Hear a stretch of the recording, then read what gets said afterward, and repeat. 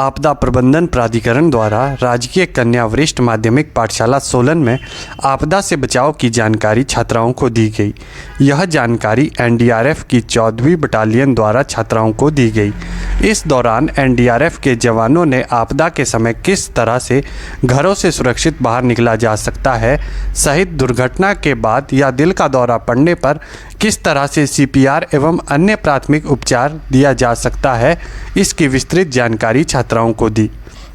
हमारे संवाददाता से बात करते हुए जिला आपदा प्रबंधन प्राधिकरण के प्रभारी प्रदीप ठाकुर ने बताया कि एनडीआरएफ द्वारा छात्राओं को दुर्घटना, आगजनी व आपदा के समय किस तरह से प्राथमिक बचाव किया जा सकता है, इस बारे विस्तृत जानकारी दी गई। उन्होंने कहा कि प्राथमिक उपचार सीपीआर बारे अधिक से अधिक लोगों को जागरूक करने के लिए हर माह इस तरह के कैंप आयोजित किए जाएंगे। उन्होंने कहा, और आज जिला आपदा प्रबंधन प्राधिकरण और 14 बटालियन नूरपुर के सौजन्य से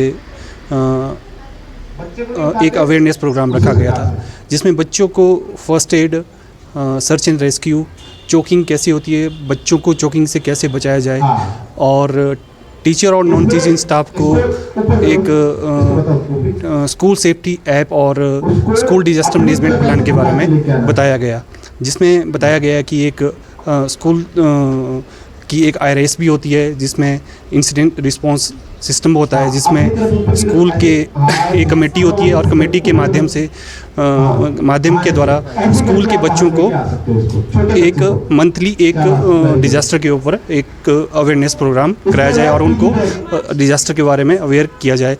और साथ में इसमें एक फर्स्ट एड का भी एक छोटा सा डेमोस्ट्रेशन एनडीआरएफ के जवानों द्वारा दिया गया।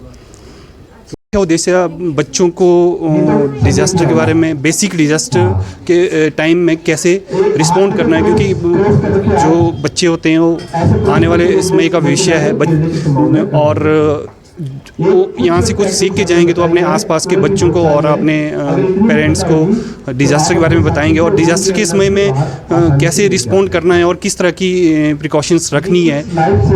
इस तरह का अवेयरनेस प्रोग्राम किया गया। वहीं छात्राओं ने भी इस जानकारी को लाभकारी बताते हुए कहा कि यदि भविष्य में इस तरह के हालात उत्पन्न होते हैं तो वह प्राथमिक तौर पर हार्ट अटैक के मरीज को सीपीआर दे सकती है।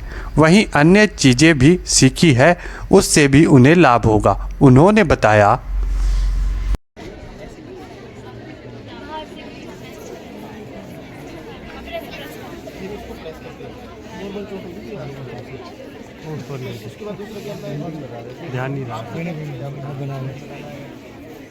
तो आज हमारे स्कूल में एनडीआरएफ की टीम आई। सो उन्होंने हमारे को बताया कि अगर कभी कोई मिसहैपनिंग हो जाती है, कोई डिज़ास्टर आ जाता है, वो चाहे मैन मेड हो या नेचुरल हो, तो हम उसको कैसे ओवरकम कर सकते हैं।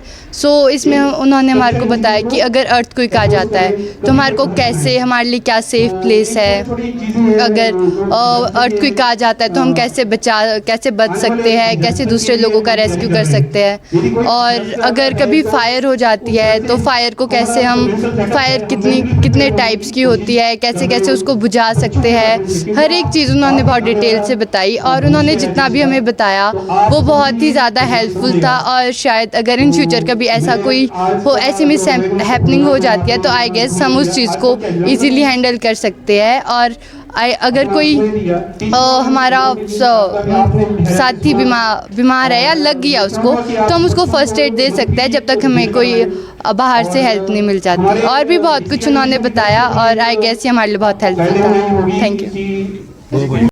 सीपीआर देना सिखाया है कि कैसे हम सीपीआर दे सकते हैं। जो पीड़ित लोग हैं उसको हमें सिखाया है कि हमें राइट हैंड से उसके जो चेस्ट है उस पर पंप कैसे करना है और कितने बार पंप करना है, और माउथ टू माउथ सीपीआर कैसे देनी है, वो सभी उन्हें बताया हमें।